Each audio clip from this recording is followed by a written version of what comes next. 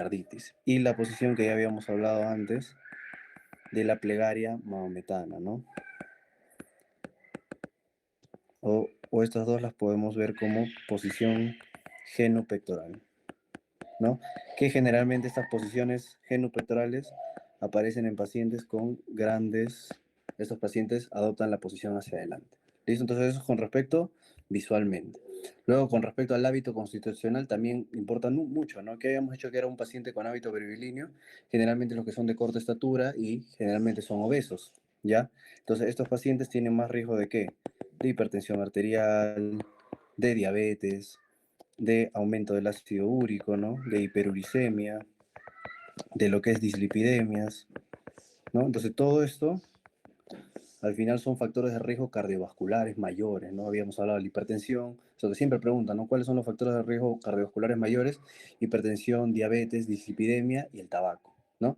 Entonces, esto obviamente aumenta el riesgo de sufrir coronariopatías, ¿no? Que hemos estado hablando de la enfermedad de la cardiopatía isquémica, aumenta el riesgo de enfermedad cerebrovascular y aumenta el riesgo de ateroesclerosis, ¿no? Nunca confundan el término atero que viene de ateroma, que es aterosclerosis, a placas de ateroma en los vasos, y arterioesclerosis, que eso es endurecimiento de las arterias por calcificación, ¿no? Por la vejez, ¿ya? Entonces, no es lo mismo, ateroesclerosis con arterioesclerosis, ¿listo?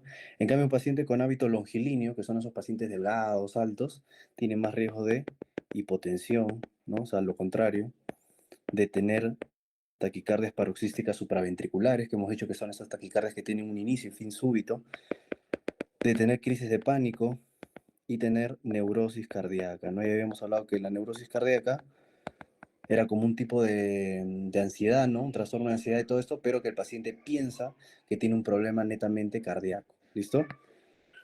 Y dentro del hábito longilíneo está el hábito de Marfan, ¿no? Que son los pacientes con síndrome de Marfan, que habíamos dicho que son esos pacientes que son mucho más delgados, pueden literal tocarse el dedo pulgar con el índice cuando lo ponen en la muñeca, y siempre ahí hay que descartar una disección de aorta. ¿Ya? Siempre les preguntan, síndrome de Marfan, ¿con qué se asocia mucho? Con la disección de aorta. ¿Listo? Entonces, eso con respecto a los hábitos. Ahora, el peso, ya hemos dicho, la obesidad es un factor de riesgo. La obesidad actualmente es una enfermedad, ¿no? Es una enfermedad inflamatoria crónica. ¿Listo? Entonces, cualquier persona que tenga obesidad aumenta el riesgo cardiovascular, ¿no? Y algo que leí en el libro, que también podría importar mucho, es que estos pacientes tienen el síndrome de Pickwick, ¿ya? ¿Qué es el síndrome de Pickwick?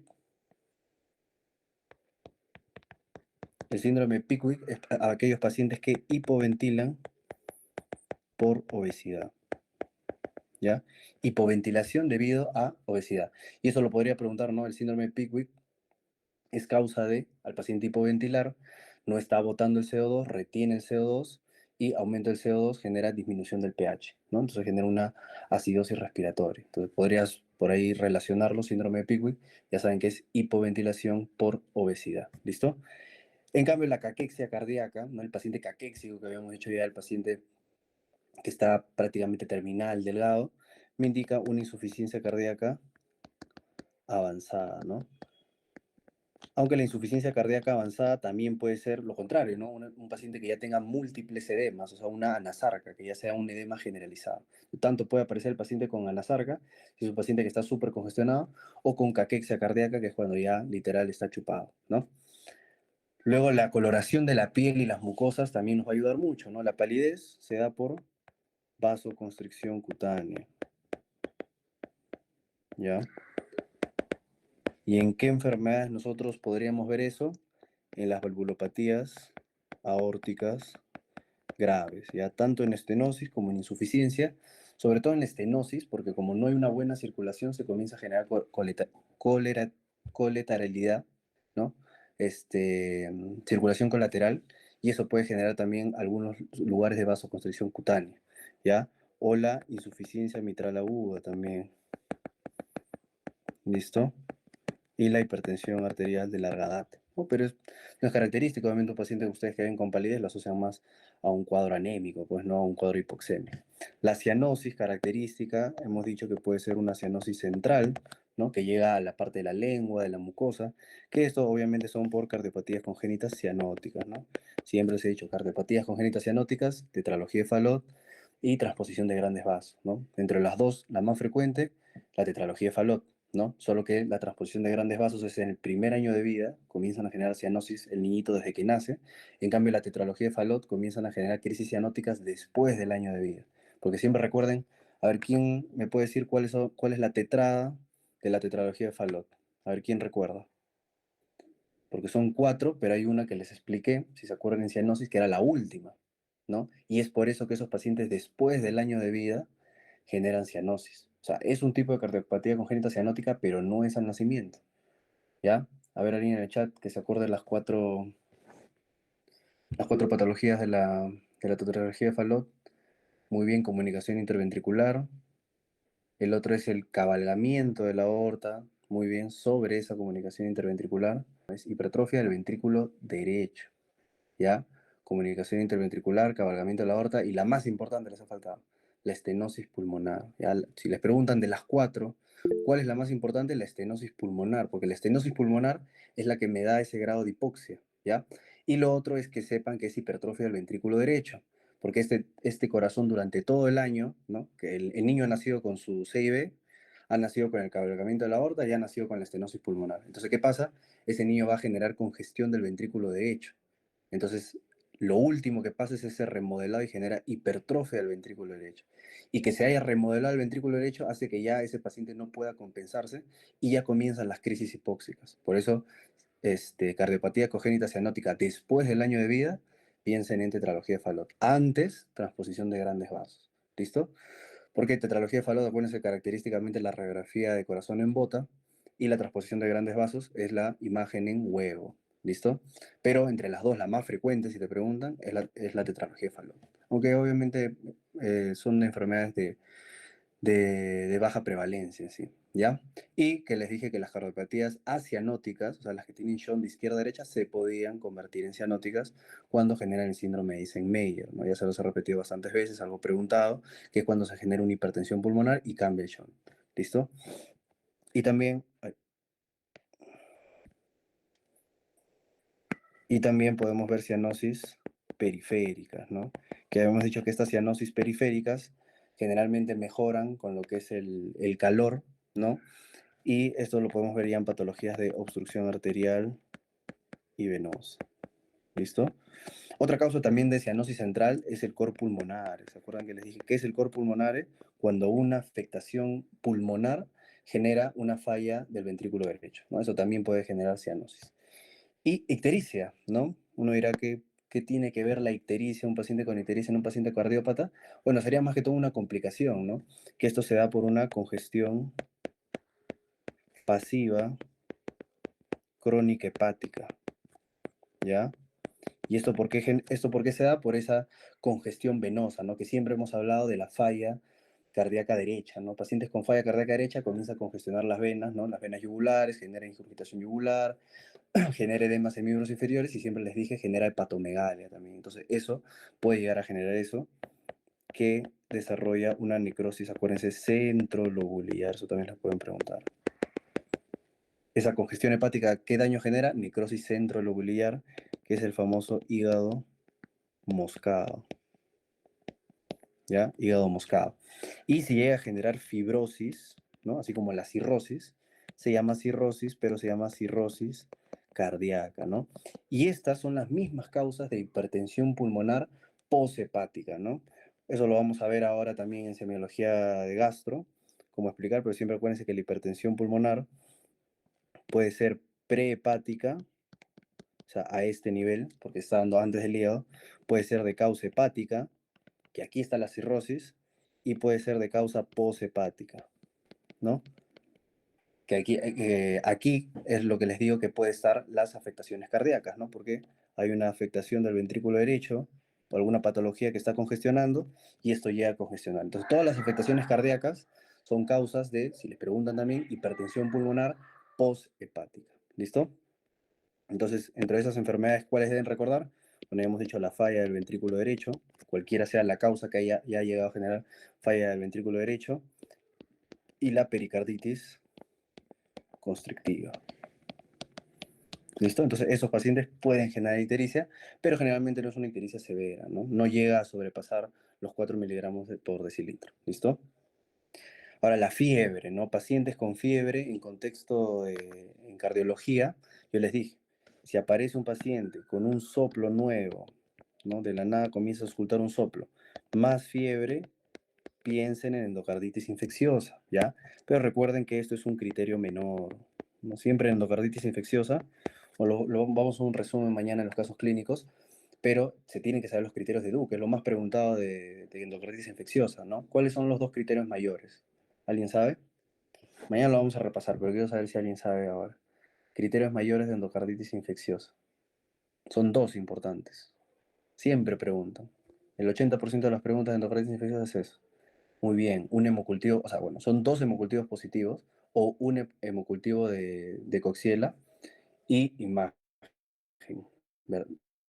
Muy bien, ecografía que muestre vegetación. Entonces, esos son los dos criterios mayores. Y en los criterios menores ya están lo que es el signo de Osler, lo que vamos a ver mañana también en datos semiológicos, la fiebre, su criterio menor, ¿ya? Entonces, generalmente para yo diagnosticar endocarditis infecciosa necesito dos criterios mayores o un criterio mayor y tres menores, ¿listo? Entonces, pero la fiebre, o sea, ya que me digan soplo con fiebre, ya es para yo pedirle su hemocultivo y pedirle su ecocardiograma, ¿listo? Los mixomas cardíacos, que es un tumor, ¿no? Es el tumor a nivel del corazón, que es, la verdad, muy infrecuente, podría presentarse con febrícula. ¿Ya? Con febrícula, puede tener sedimentación aumentada, ¿ya? Y cuadros también de soplos nuevos o embolias, ¿no? Pero esto obviamente nosotros lo vamos a diagnosticar mediante la imagen, ¿no? Con un ecocardiograma. Igual, si ustedes le han pedido ahí por endocarditis infecciosa porque pensaban, ahí también se puede descartar ya la presencia de un mixoma cardíaco, que generalmente son auriculares. Y acá es una de las preguntas que les hice, que muchos se confundieron, que es en el contexto de un infarto, ¿ya? ¿Qué es la pericarditis epistenocárdica? Es una pericarditis que es las características de la pericarditis que hemos hablado, ¿no? Un dolor retroesternal, tipo punzada, que el paciente mejora con la posición hacia adelante, ¿no? La posición genopectoral, que aumenta los movimientos respiratorios, ¿ya? Entonces, pero este es asociado a un cuadro de un infarto. Entonces, si te preguntan, paciente que tiene un infarto y en la primera semana genera clínica de pericarditis, es la pericarditis epistenocárdica, ¿ya? En menores de 7 días, o sea, posinfarto. En cambio, si es posinfarto, pero ya pasó más de una semana, generalmente esto se da a la tercera, a la cuarta semana, ¿ya? Pero le vamos a poner más de 7 días para hacer un punto de corte. Ahí van a pensar en el famoso síndrome de Dressler, ¿ya? Que esto es por causas autoinmunes que también genera clínica de pericarditis. ¿Listo? Entonces, posinfarto en la primera semana, pericarditis epistenocárdica. Posinfarto después de los 7 días, síndrome de Dressler, ¿ya? Ahora, en la cabeza también podemos ver signos, ese signo ya lo habíamos hablado, que es el signo de Muset, ¿no? Que es cuando el paciente al mismo tiempo de los latidos comienza a mover la cabeza, ¿no? ¿Y eso qué me indica? Que hay un gran gasto cardíaco, que se está botando demasiado volumen. Entonces, ¿eso qué me hace pensar? Siempre tienen que pensar en insuficiencia aórtica. Y acá les voy a poner igual, movimiento de la cabeza junto con el latido. ¿Ya? Y así vamos a ver bastantes signos, como les digo, mañana también les voy a poner los otros signos, que es la úvula, que también palpita el mismo, las uñas, que se siente el pulso, o sea, porque hay gran gasto cardíaco. Y en la insuficiencia aórtica, o sea, ustedes recuerdan, porque si este es el ventrículo izquierdo, ¿no? Y esta es una válvula, que acuérdense que insuficiencia, y vamos a hablar ahora un montón de esto en soplos, insuficiencia es cuando no se cierra bien una válvula. Entonces estos pacientes generalmente no cierran su válvula y botan sangre, pero también retorna un montón de sangre. Entonces este ventrículo se comienza a llenar, a llenar, a llenar, a llenar, por lo tanto ese volumen sistólico que bota el paciente es enorme, por eso tiene un gasto cardíaco elevado, tiene este signo que es el signo de Muset. Vamos a tener un pulso saltón, un pulso Zeller, que son pulsos de gran amplitud, ¿no? Porque se está botando demasiada sangre, ¿listo? Y si te preguntaran qué tipo de remodelado hace este paciente, obviamente si se está cargando un montón de sangre, hacen dilatación, ¿no?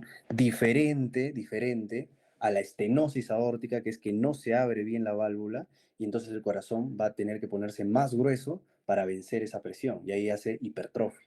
¿Entiendes? O sea, ambos son remodelados, solo que uno es hipertrofia, que se le conoce como hipertrofia concéntrica, que es cuando se pone más grueso, y lo otro es la dilatación, para albergar más volumen, que eso se le conoce como hipertrofia excéntrica. ¿Ya? No olviden. Hipertrofia excéntrica. ¿Listo? Si no te definieran cuando te dicen en algún caso hipertrofia, solo te dicen con el corazón hipertrofiado, piensen que es más grosor, ¿ya? Pero si quieres especificar, la hipertrofia excéntrica se refiere a la dilatación, ¿ya? Pero no solo puede aparecer insuficiencia aórtica, o sea, esto es lo más característico que quiero que aprendan, ¿no? Con respecto a patologías. Pero también puede aparecer, por ejemplo, en pacientes con hipertiroidismo, ya que los pacientes con hipertiroidismo también saben que tienen bastante gasto cardíaco, sufren mucho de taquicardias y botan también bastante volumen, ¿no? O que tengan fístulas arteriovenosas, ¿ya? Hasta en el libro te ponen las anemias crónicas, ¿no? Pero ya, bueno, ya debería ser una anemia ya de mucho lapso y obviamente estos pacientes tienen otro tipo de clínica, pues, ¿no?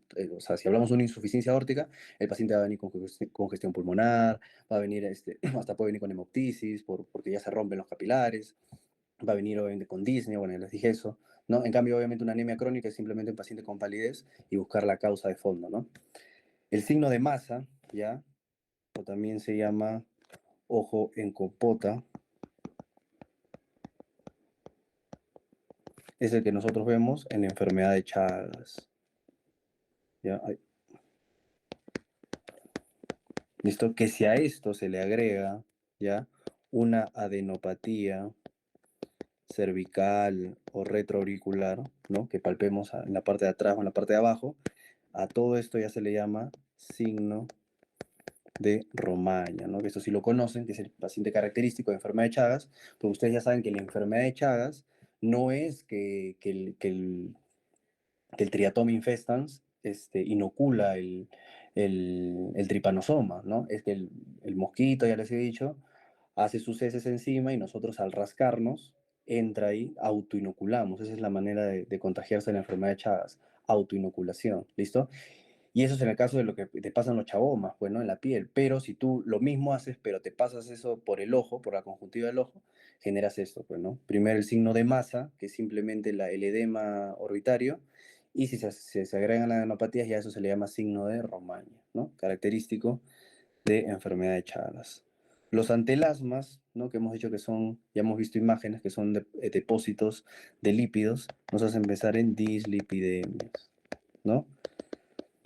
Característico de los pacientes con síndrome nefrótico, que tienen altos niveles de lipoproteínas, pero también les dije que puede aparecer en las colestasis crónicas, ojo, ¿no? Solo que acá lo estamos asociando obviamente a un factor de riesgo cardiovascular, ¿ya? Y las petequias, siempre que vean petequias, sobre todo a nivel bucal, y lo vamos a ver mañana, descarten también endocarditis infecciosa, ¿no? O sea, obviamente estamos en un contexto de enfermedades de cardiología, ¿no? Entonces, petequias en un paciente encima que tiene soplo, fiebre, descarten endocarditis infecciosa, ¿listo? Ahora, con respecto a lo otro, porque eso hasta ha sido una pregunta del MIR de España, ¿no? De todo lo que es el examen físico cardiovascular, ¿cuáles son los que tienen menor importancia? Obviamente es la palpación y la percusión, ¿ya? Porque en la palpación, lo que siempre tienen que ver es el choque de punta desplazado, ¿no? ¿Dónde está ese choque de punta? O sea, para eso tienen que saber anatomía, ¿dónde está la punta del corazón?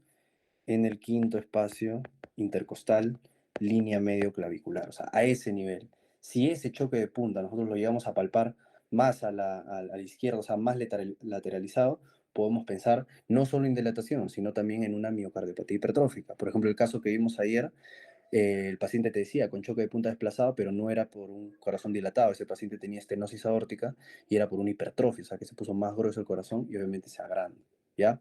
Y la percusión, obviamente la percusión es una matidez, pues, ¿no? Es un órgano sólido, hay matidez cardíaca, ¿listo?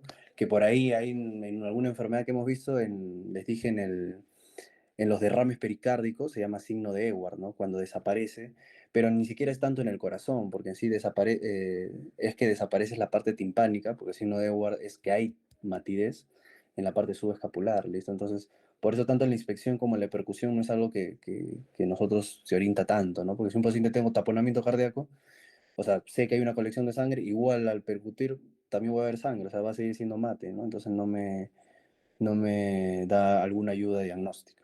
¿Listo? Ya, hasta ahí. ¿Tiene alguna duda? Estamos yendo, acuérdense, en lo que se confundieron. Postinfarto menos de 7 días, pericarditis epistenocárdica, postinfarto más de 7 días, síndrome de Dressler. ¿Listo? Ya, continuemos. Otra de las cosas que tenemos que ver mucho y que nos da, bueno, acá la parte difícil es llegar a definir ese pulso, ¿no? Pero en preguntas de examen te van a poner qué tipo de pulso hay y ya lo tienen que relacionar a ciertas enfermedades, ¿no? Entonces, el pulso arterial, ya saben que se puede medir en diferentes lugares, tú puedes medir pulso, y sobre todo cuando ven lo que es insuficiencia arterial periférica, ¿no? Siempre tienen en los pacientes adultos mayores, tienen que tocar su pulso pedio, su pulso tibial, ¿no? Solo que eso, si me ponía a hablar de eso, también ya era más amplio, eso más que todo yo lo oriento a clases de cardiovascular, de cirugía cardiovascular, ¿no? Pero ustedes saben que hay diferentes lados donde se toca el pulso. Ahora, obviamente, si de los mejores para ver cómo está el pulso en general, siempre acuérdense a nivel radial, ¿no? Con 3 dedos, porque unos no sé por qué lo hacen con el dedo gordo, es importante hacerlo con los 3 dedos, ¿listo? Y vamos a ver lo que es el acrónimo AFRACTIS, ¿no? Vamos a ver la anatomía de la arteria, cómo es la arteria, la frecuencia, su regularidad, su amplitud, su tensión, su igualdad, su forma y su simetría. ¿Ya? Entonces, obviamente, acá les voy a hablar un poco de lo que es la anatomía, la frecuencia y lo que viene a ser la regularidad, pero lo demás ya les he resumido con los pulsos siempre característicos que les preguntan, ¿ya? Entonces, con respecto a la anatomía de la arteria, ustedes no deberían palpar una arteria. O sea, una cosa es palpar el pulso y otra cosa es que ustedes sientan su arteria, ¿no? Lo cual no debería pasar porque las arterias son lisas, blandas y tienen su recorrido rectilíneo, ¿no? Entonces, ahí les puse, sus bordes no deben percibirse. Entonces, ¿qué es lo que pasa en la esclerosis arterial, ¿no? En la arterioesclerosis que les dije, ¿no? Arterioesclerosis. ¿Ya? Esto ocurre generalmente en los pacientes adultos mayores, ¿no? Frecuente en los adultos mayores, ¿listo? Y esto me puede generar la pseudohipertensión, ¿ya? Y esto es algo muy importante, ¿ya? ¿Por qué? Porque cuando ustedes tengan a un paciente adulto mayor, digamos en sus serums, o generalmente le están haciendo un examen físico a un paciente adulto mayor, posiblemente le tomen la presión arterial y la presión arterial salga elevada, ¿no? 140/90, 150/80. Y ustedes digan, o sea, antes en la anamnesis les preguntaron, ¿usted es hipertenso, usted es diabético? Y les digo que no. Y ven eso y le dicen, señor, usted sí es hipertenso. Pero ¿qué pasa? O sea, acuérdense que en los adultos mayores las arterias se ponen más rígidas, ¿no? Generalmente después de los 60, 65 años. Entonces, para nosotros descartar que es una hipertensión per se, o sea, una hipertensión primaria esencial, y no es un cuadro de pseudohipertensión que es debido a la vejez, o sea, a la rigidez de esas arterias, nosotros tenemos que hacer la maniobra de Osler. Ya, si esta maniobra de Osler sale positiva, entonces yo digo que es pseudohipertensión y esto me indica arteriosclerosis o esclerosis arterial. Y doctor, ¿qué es la maniobra de Osler? Ya, ustedes cuando inflan su manguito rotador, ¿no? Cuando van a tomar la presión, ¿qué es lo que están haciendo? O sea, a veces uno simplemente dice, ya, bueno, el primer ruido es la presión sistólica, y lo último que escucho es la presión diastólica, ¿ya? Pero, o sea, ustedes lo que también se deben dar cuenta es que al nosotros insuflar el manguito rotador, lo que estamos haciendo es presionar la arteria braquial. O sea, en otras palabras, estoy cortando la circulación, ¿listo? Por eso que mientras voy, este, bajando, o sea, desinsuflando el tensiómetro, lo primero que escucho es porque ya es la presión máxima, que es la presión sistólica, en donde ya está saliendo el pulso, ¿no? Por eso nosotros decimos que esa es la presión sistólica, y a lo último que se escucha, ¿no? La presión diastólica. Entonces, lo lógico es que cuando nosotros insuflamos el manguito rotador, ¿no? Si ustedes le toman el pulso arterial a un paciente, ustedes mismos van en su casa, no lo van a sentir, ¿no? Porque ¿qué estoy haciendo? Estoy tapando, ¿no? O sea, estoy obstruyendo una vía, ¿listo? Entonces, en este caso, ustedes le toman la presión al adulto mayor, le sale 150/90, entonces, ¿qué es lo que van a hacer? No de frente dicen, no, tiene que ir a su casa, controlarse la presión porque puede que tenga hipertensión. No, ahí nuevamente le toman la presión, pero esta vez suben y lo insuflan hasta la presión que sacaron de hipertensión, entre comillas, digamos 150, y le tocan el pulso, ¿ya? Si ustedes al hacer eso tocan el pulso y sienten el pulso, ¿no? Eso me indica que es una pseudohipertensión y que ese paciente tiene esclerosis arterial, ¿ya? Porque no se debería sentir el pulso, como les digo, porque nosotros estamos tapando esa vía. En cambio, si nosotros hacemos eso y le toco el pulso, pero no siento nada, ¿no? Ahí sí podría decir, ya no sé, hay que hacerle exámenes porque puede que tenga hipertensión arterial. ¿Listo? Entonces la maniobra de Osler sirve para eso, para descartar una pseudo hipertensión en adultos mayores. Y cuando vemos una arteria de paredes rugosas, con placas, manillas, o sea, como bultitos, hay que pensar que tiene ateromas, ¿ya? Ateromas calcificados, o que también puede haber una infiltración de la capa muscular de las arterias, ¿ya? Esa capa muscular, acuérdense que se llama capa muscular media, ¿ya? De Mockenberg, ¿listo? Pero es poco preguntado. Ahora, con respecto a la frecuencia, ustedes ya saben, ¿no? La frecuencia normal es de 60 a 100, a los niños obviamente es de 80 a 120 y en el neonato de 120 a 160, ¿no? Eso, bueno, es parte de pediatría también, pero en el adulto, ahorita que más que todo estamos orientando a la semiología del adulto, acuérdense que lo normal es de 60 a 100, ¿no? Ese es el ritmo sinusal, el ritmo que manda el nodo sinusal. Entonces, cuando hay mayor de 100, nosotros hablamos de lo que es taquisfigmia o taquicardia, y cuando es menor de 60 hablamos de bradicardia o bradisfigmia, ¿no? Entonces ahí les pongo todas las causas que pueden generar taquicardia, que son las infusiones, el café, fármacos, drogas, la fiebre que ya hemos dicho que aumenta 10 latidos por minuto por cada grado centígrado, ¿no? El ejercicio, el paciente hipertiroideo, ¿no? La miocarditis, que es una inflamación del miocardio, que también, o sea, muchas veces uno puede confundir miocarditis con endocarditis infecciosa, ¿ya? Entonces hay que descartar bien, por eso se pide hemocultivo, no es simplemente un diagnóstico clínico, ¿listo? Porque esos pacientes también a veces te vienen con soplo y fiebre, ¿listo? Y las bradicardias, que son cualquier vagotonía, o sea, cualquier cosa que estimule el nervio vago, que saben que es el parasimpático, disminuye la frecuencia, y los pacientes deportistas, porque ustedes saben que el que hace ejercicio, su frecuencia basal generalmente es 50-60, es baja. Y eso es bueno, ¿no? Porque adapta al corazón para obtener frecuencias cardíacas o una mejor respuesta a un ejercicio. Siempre recuerden, siempre lo digo cuando me preguntan, oye, ¿hasta cuánta frecuencia yo puedo resistir, ¿no? O sea, ¿en cuánta frecuencia me podría dar un paro, ¿no? Acuérdense que la frecuencia cardíaca máxima es 220 menos su edad. Ya, eso es la frecuencia cardíaca máxima. Ya, entonces que generalmente acá vamos a oscilar que todos tenemos entre 20 y 30 años, ya, sería hasta 190, ¿no? 180. Eso es la frecuencia cardíaca máxima. Pero eso no quiere decir que hasta ahí puede llegar tu corazón. A eso, para que tú sepas, la frecuencia cardíaca de esfuerzo es el 70 al 80% de esa frecuencia cardíaca máxima. ¿Listo? Entonces, poniendo mi ejemplo, que yo tengo 25 años, mi frecuencia cardíaca máxima es 195, ¿ya?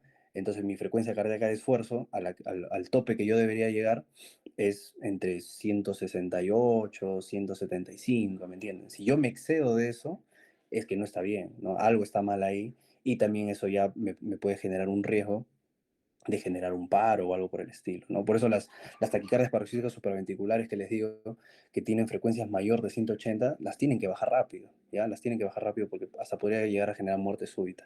Y eso es algo que ustedes también tienen que valorar, y es algo bueno ahora pues que existen los Apple Watch y todas estas cosas, que mientras ustedes hagan ejercicio vean, bueno, no es también sobreexigirse cuando ustedes dicen, no, estoy haciendo cardio, hay que quemar todo, está bien, pero tampoco sobre exigirse. Si ya ven que su frecuencia ya está al menos por encima de 150, descansen un rato, ¿no? Y de ahí sigan, ¿no? Y poco a poco el corazón se adapta. Y el déficit de pulso, o como hablábamos del pulso deficitario, ya bastantes veces se los he mencionado, hay que pensar en una fibrilación auricular, ¿no? Pero una fibrilación auricular con respuesta ventricular alta, o sea, el famoso FARVA, porque ya les he dicho que la fibrilación auricular puede ser con respuesta ventricular alta, normal y baja. O sea, pueden haber pacientes con fibrilación auricular con bradicardia, ojo. ¿Ya? Entonces, estos son con los que tienen taquicardia, ¿ya? Que ya les he dicho que es que la frecuencia cardíaca a nivel del corazón es mayor que la frecuencia cardíaca periférica, ¿no? Lo pueden hacer auscultando primero el corazón y luego el pulso, o auscultando el corazón y al mismo tiempo tocar el pulso y ver que no es simultáneo. ¿Listo? Pero también puede aparecer en las extrasístoles, tanto el extrasístole auricular como ventricular. ¿Listo? Solo que eso es obviamente solo en el momento del extrasístole, ¿no? En cambio, la fibrilación auricular lo puedes palpar generalmente cuando son ya persistentes, todo el rato, pues, ¿no? Que lo examines al paciente.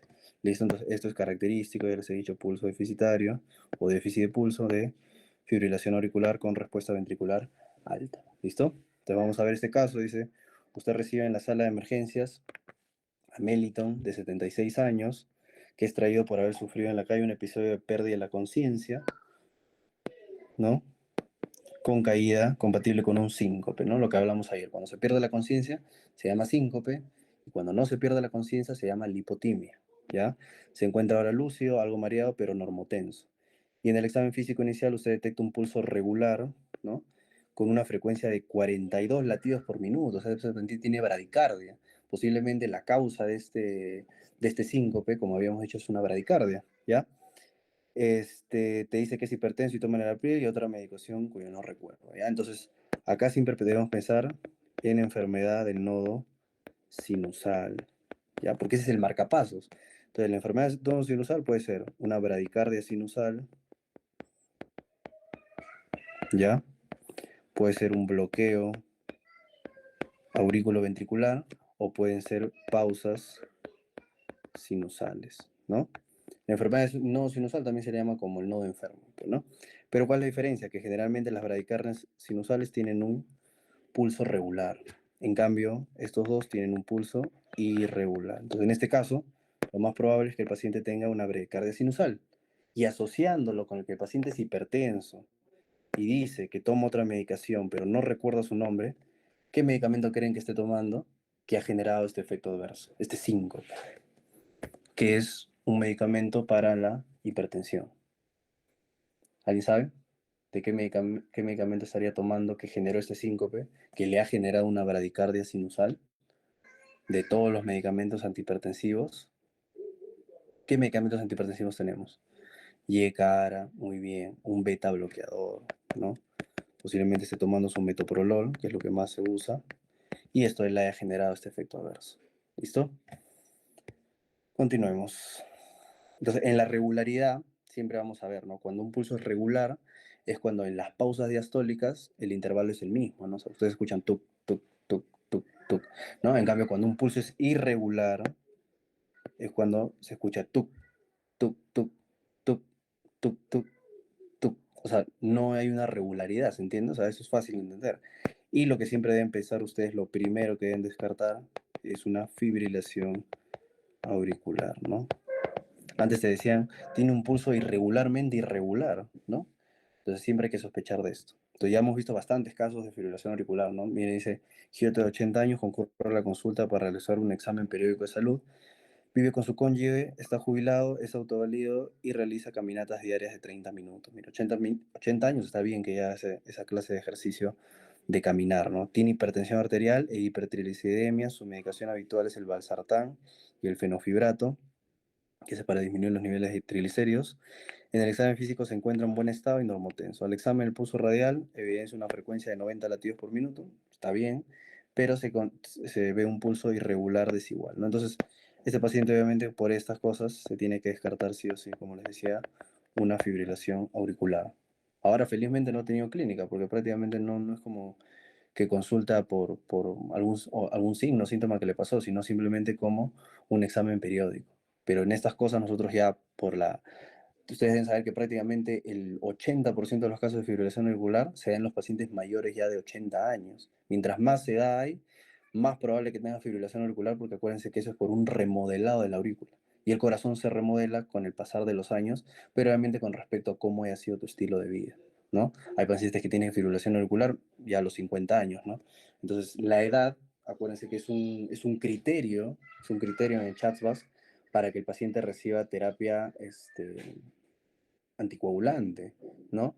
A ver, ¿quién está actualizado? ¿Cuál de los criterios de CHADS-VAS en este año ha sido sacado de cómo se llama, dentro de los criterios para el puntaje, ¿no? Porque el CHADS-VAS es algo que siempre tienen que saber en un paciente con fibrilación auricular, ¿no? Porque la mayoría de pacientes, ya sin necesidad de aprender de todo de memoria, van a tener que recibir terapia anticoagulante, ¿no? Porque el que sea mayor de 65 años, ya es un puntaje de un punto, ¿no? Y ya saben que un puntaje de 2 puntos en el CHADS-VAS ya tiene que iniciar terapia anticoagulante.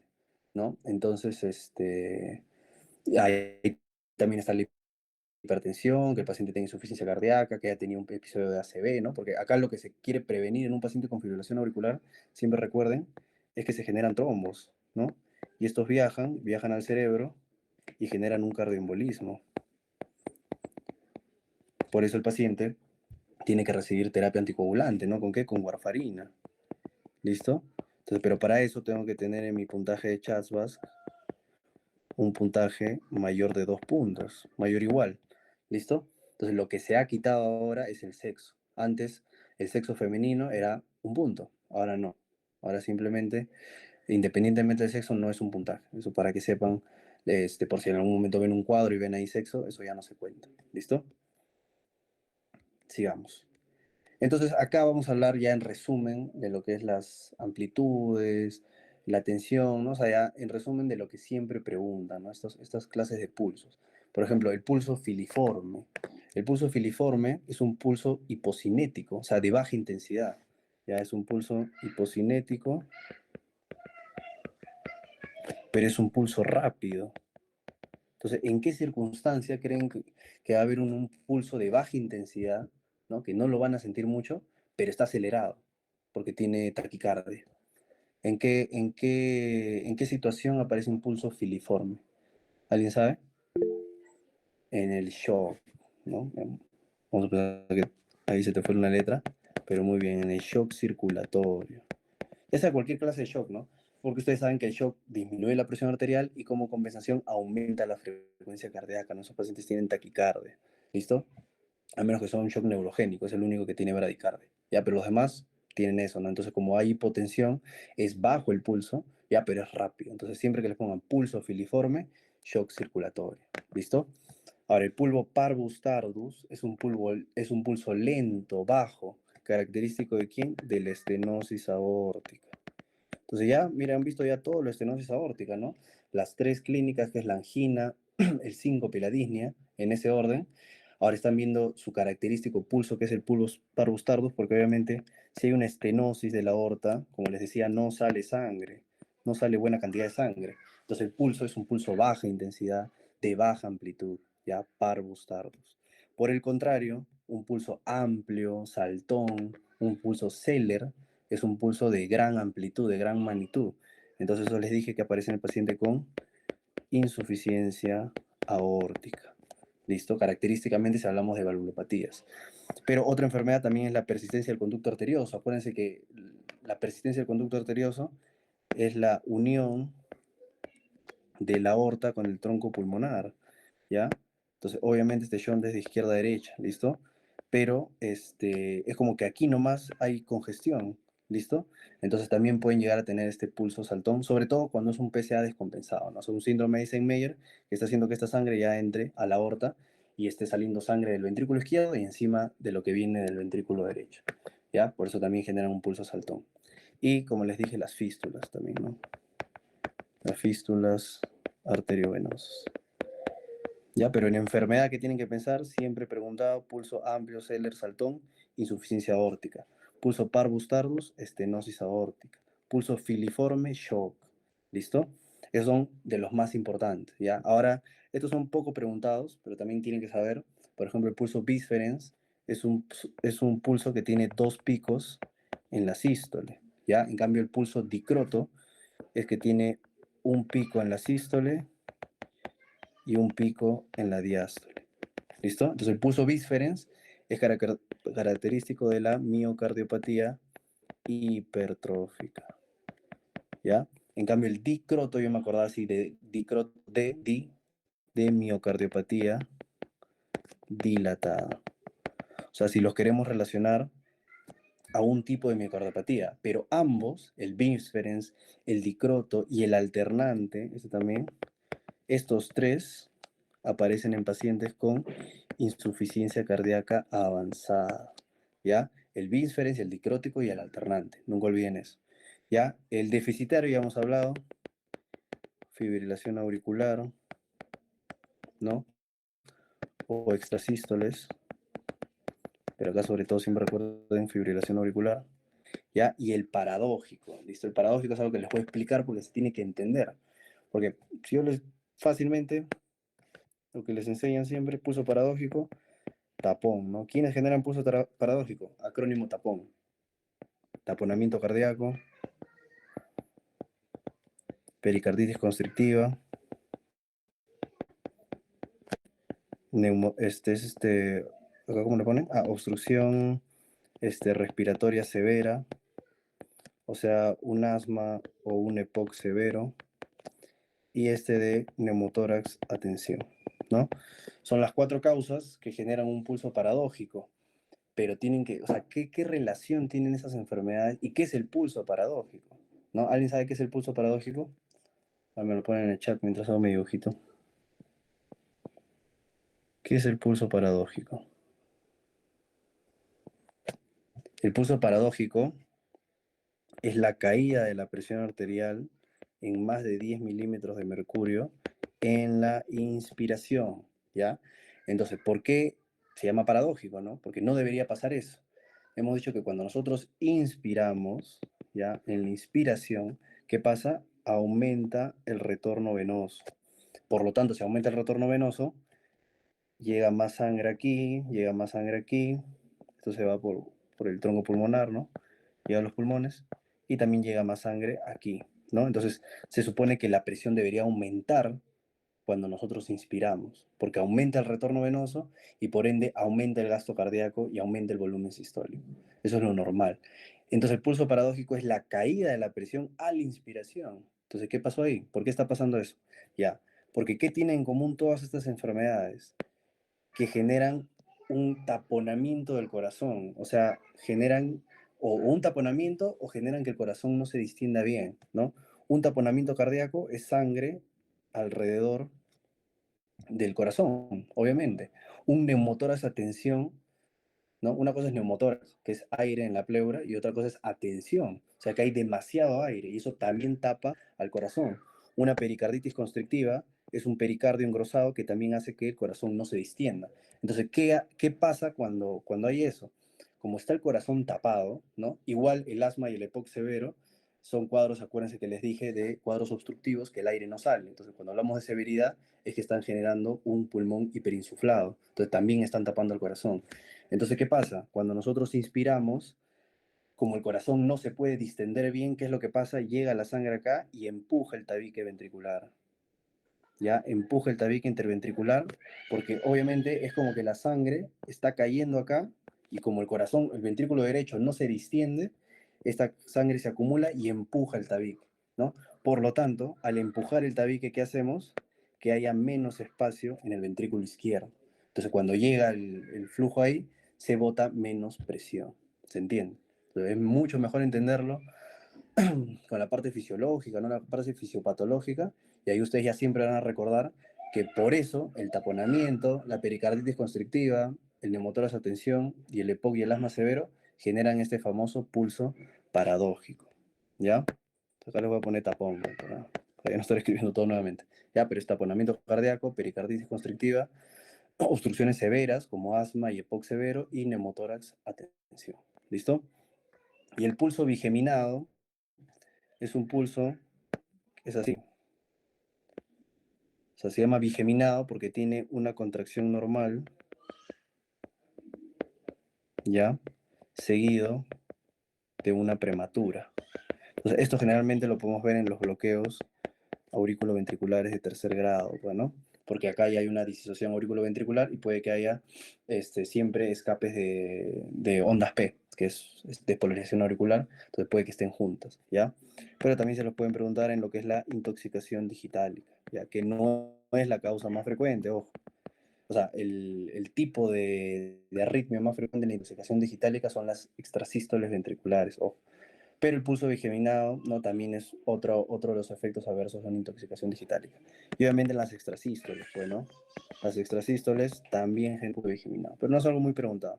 Lo que siempre preguntan, pulso paradójico, ya saben las causas, pulso deficitario, fibrilación auricular, pulso amplio, saltón o Seller, insuficiencia aórtica, pulso parvus tardus, estenosis aórtica y el pulso filiforme en el shock, ¿no? Pero ya les expliqué para que se entienda, no simplemente memorizar, ¿ya?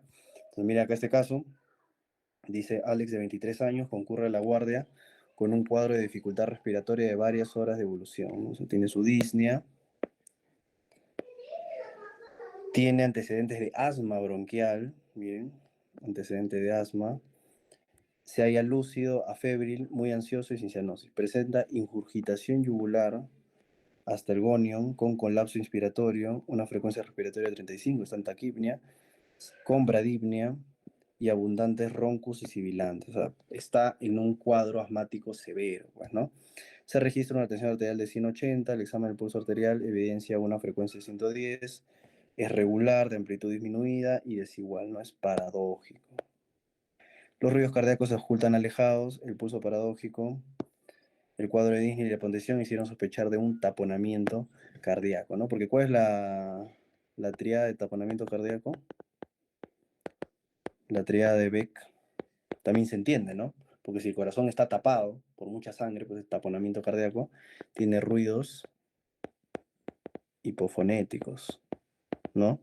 No se escuchan bien los ruidos cardíacos porque si yo los oculto, no. Recién veo tu pregunta. No, en la sístole. No, bueno, no es ni en la sístole ni en la diástole, es en ambos. Muchas bibliografías dicen disminución de la presión arterial media en menos de 10 milímetros de mercurio, pero obviamente, si me preguntara entre las dos, obviamente es en la sístole, porque estamos hablando del momento en el que regresa la sangre y va a eyectar, más que una presión diastólica. ¿Listo? Lo que continúa la tríada de Beck, entonces ruidos hipofonéticos, porque la sangre está tapando el corazón y no se escuchan bien los ruidos. Está también la hipotensión, ¿no? Porque el corazón obviamente no está eyectando sangre y baja la presión. ¿Y qué faltaría para terminar esa tríada de Beck? Ruidos hipofonéticos, hipotensión arterial y falta uno más. ¿Qué falta de esa tríada de Beck? Muy bien, ingurgitación yugular. ¿No? ¿Por qué la ingurgitación yugular? Porque obviamente ese corazón está congestionado también en el ventrículo derecho y eso genera ingurgitación yugular. Entonces, el paciente tiene eso, ¿no? Tiene ruidos hipofonéticos, tiene hipotensión arterial, ¿no? Bueno, 180, no es tanto hipotensión, pero bueno. Y tiene ingurgitación yugular, entonces sí podría ser un diagnóstico, ¿no? Pero tienes ese antecedente de asma. Entonces, esa crisis asmática, ya, o sea, eso que está tapando todo el pulmón, también va a generar ruidos hipofonéticos porque obviamente el aire está tapando, ya me va a generar hipotensión y también va a generar ingurgitación yugular, o sea, es lo mismo, ¿no? Entonces, que una de las cosas que me puede diferenciar también en esta parte semiológica, porque, bueno, con los antecedentes ya ustedes deberían saber que no es taponamiento cardíaco, obviamente pedimos una radiografía y ahí se descarta totalmente, ¿no? Porque si pedimos una radiografía, el taponamiento cardíaco tiene el corazón en cantimplora, ¿no? O sea, se va a ver el corazón grande ahí de todo el derrame. En cambio, una crisis asmática vamos a ver todo el pulmón negro, pues, ¿no? Hiperaireado.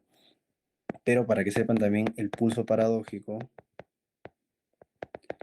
se puede dividir. Puede ser un pulso paradójico mecánico, que este es el del taponamiento cardíaco, o puede ser un pulso paradójico dinámico, ¿ya? Como para subir un poquito más el nivel de conceptos. Entonces, el pulso paradójico mecánico es que cuando hay ingurgitación a la inspiración, o sea, el famoso signo de Kussmaul. O sea, llega el paciente y tú no lo ves generalmente con la ingurgitación yugular. Le pides que inspire y ahí genera la ingurgitación yugular. En cambio, el dinámico es el paciente que ya presenta, desde que llegas, ingurgitación yugular, ¿no? Y tiene disnea intensa, que me hace sospechar en un problema respiratorio. ¿Ya? O sea, el dinámico, el pulso paradójico dinámico se asocia a problemas respiratorios, ¿no? Que sería en el caso de un neumotórax a tensión, un asma o un EPOC severo, ¿listo? Y que también a esto se añade que puede haber colapso de las venas cervicales, ya a diferencia del mecánico, ¿listo? Pero creo que ha quedado clarito, ¿no? Muy bien todo lo que son los pulsos y algo del pulso paradójico que es muy preguntado. Y vamos a terminar ahorita aquí con lo que es pulso venoso yugular, para dar un break y entrar a lo que es la auscultación, que ahí sí quiero que estén en sus cinco sentidos, pero que también es importante, ¿no? Pulso venoso yugular, o sea, que lo hagan en la práctica clínica difícilmente, ¿no? Porque para yo encontrar el mejor pulso venoso yugular, o sea, por decir el gol estándar, se tiene que hacer mediante catéter venoso central, ¿no? Entonces, No todos los pacientes, pues, va a estar haciendo cateterismo, ¿no? Pero generalmente son preguntas de exámenes, ya sea de fisiología, de fisiopatología, de semio, ¿no? Directas con respecto a las ondas, ¿no? El pulso venoso yugular, como dice su nombre, me indica cómo están las pulsaciones a nivel del lado derecho del corazón, o sea, es la parte, de la parte venosa, ¿ya? Entonces, todas las ondas, los senos que voy a explicar ahorita, tienen que ver con la parte derecha. O sea, cuando nosotros hablamos pulso venoso yugular, no estamos hablando de patología izquierda, ¿ya? Ojo, estamos hablando generalmente de patologías a nivel derecho. Entonces, la onda A, ¿no? Que ya les había explicado ayer, me indica contracción auricular, ¿ya? La contracción auricular. La onda C me está diciendo que estamos en la contracción isovolumétrica, ¿no? ¿Qué es la contracción isovolumétrica? La primera fase de la sístole, ¿no? Cuando ahí se mantienen las presiones, pero ya va a comenzar la contracción, ¿listo? El seno X, porque eso se llama seno X, no onda, se llama seno X, es la relajación de la aurícula. O sea, ya se contrajo en la onda A y ahora se está relajando, ¿no? Y esto me indica llenado ventricular, ¿no? Porque es cuando la aurícula se relaja y el ventrículo se comienza a llenar por esa relajación, ¿ya? Luego, la onda V, es decir, esto me indica llenado auricular, ¿ya? Cuando la aurícula nuevamente se está llenando. Y el seno Y, ¿ya? Eso también es seno, los que están abajo son senos, me indica el inicio de la diástole, ¿no? O sea, acá también con la imagen ustedes lo pueden ver, ¿no? Inicio de la diástole, que es el llenado pasivo del ventrículo derecho, ¿no? Entonces, esta imagen me pareció muy bonita porque al mismo tiempo también les aparecen con las fases, ¿no? Diástole, sístole, para que ustedes entiendan. Entonces, onda A, contracción auricular. Onda C, contracción isovolumétrica, que es el inicio de la sístole, ¿ya? Seno X, relajación auricular. Onda V, llenado auricular. Y seno Y, inicio de la diástole, que es el llenado pasivo del ventrículo derecho. ¿Listo? Entonces, eso lo vamos a volver a repetir ahorita en la ocultación porque les voy a hablar bien de lo que es gasto cardíaco, pero ya van relacionando, ¿no? Entonces siempre pregunto, por ejemplo, onda A, alteraciones con respecto a la onda A. Ayer habíamos hablado de eso, ¿no? Por ejemplo, las ondas cañón, que son ondas A de mayor amplitud. Entonces, ¿en qué lo vamos a ver eso? Les dije cuando hay disociación aurículo-ventricular. Entonces, en bloqueos auriculoventriculares completos, o sea, de tercer grado. ¿Qué más? En estenosis tanto tricuspidia como pulmonar, ¿no? Y ahí lo asocias. ¿Por qué? Porque obviamente, porque estamos hablando del corazón derecho, ¿no? Si está el corazón acá así, ¿no? Y hay una estenosis o en la pulmonar o en la tricuspidia, o sea, una estenosis es que no se abre bien, ¿qué va a hacer la aurícula derecha? Se va a contraer más, pues. Va a tener una mayor contracción para vencer esa presión. Entonces esa onda se amplía, una onda cañón, ¿ya? Cuando dijimos que había una desaparición, ausencia de onda A, es que ya no hay contracción auricular. Entonces, ¿eso que me indica? Fibrilación auricular, ¿no? Ahí todo se entiende. Ahora también te preguntan mucho por los senos, ¿no?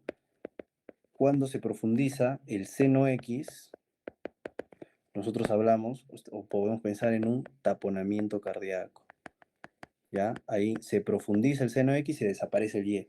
Pero cuando se profundiza tanto el seno X y el Y, ¿no? Que ese es el signo de la W, ¿no? Porque o sea, generalmente ustedes lo ven así, pero esos pacientes van a tener esto, pues, el famoso signo de la W, eso es en la pericarditis constrictiva. ¿Listo? Y otro que te pueden preguntar, que fue lo que les pregunté, la amplitud, un paciente con amplitud de la onda V, ¿no? ¿Qué era onda V? Acá ven, el llenado de la aurícula. Entonces, ¿en qué patología podrían hacer que se llene más la aurícula? En una insuficiencia tricuspidia, pues, ¿no? Siempre el lado derecho, ¿no? Que no se cierre bien la válvula tricúspide, así como hablamos en insuficiencia aórtica, que no se cierre bien la válvula tricúspide hace que, obviamente, al momento de la sístole, cuando se debería cerrar, se llene más de sangre la aurícula, porque hay un retorno de sangre hacia la aurícula. ¿Listo? Entonces, eso genera amplitud de la onda U. Entonces, todo entendiendo. Nada en cardio es memoria. ¿Listo? Entonces te dice Doménico de 74 años, consulta a la guardia por disnea de esfuerzo. comenzó hace 5 días y fue en aumento hasta dificultarse marcadamente llevar a cabo actividades como comer y vestirse. O sea, pasó de una disnea posiblemente de grado 1 o 2 a una disnea ya de grado 3, ¿no? Como antecedente, fuma 10 cigarrillos por día, es hipertenso, diabético, ¿no? Su medicación habitual comprende enalapril, hidroclorotiazida y metformina. En el examen físico, miren, constata una frecuencia cardíaca de 35 latidos por minuto. Tiene una bradicardia, ¿no?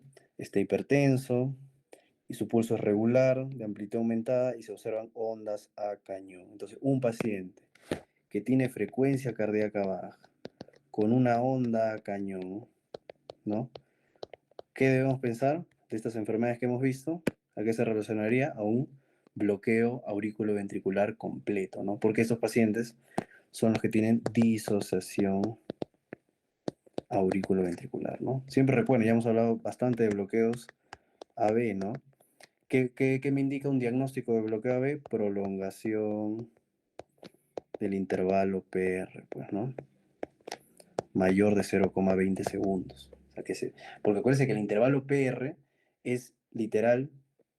Si nosotros dibujamos si les dibujo el eje, la parte eléctrica, es el nodo sinusal, nodo AB, haz de His, fibras de Purkinje, ¿no?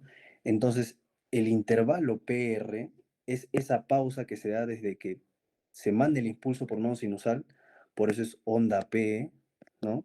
Que es despolarización auricular, que vendría a ser aquí, ¿no? Y todo esto, bueno, ni siquiera eso, ¿sabes? La despolarización auricular es de que inicia el impulso nada más aquí. Y todo esto hasta que llega acá, que es la despolarización ventricular, ¿no? O sea, vendría a ser hasta aquí. Todo esto es esa pausa, ¿se entiende? Esto es la despolarización ventricular, que viene a ser cuando llega a las fibras de Purkinje.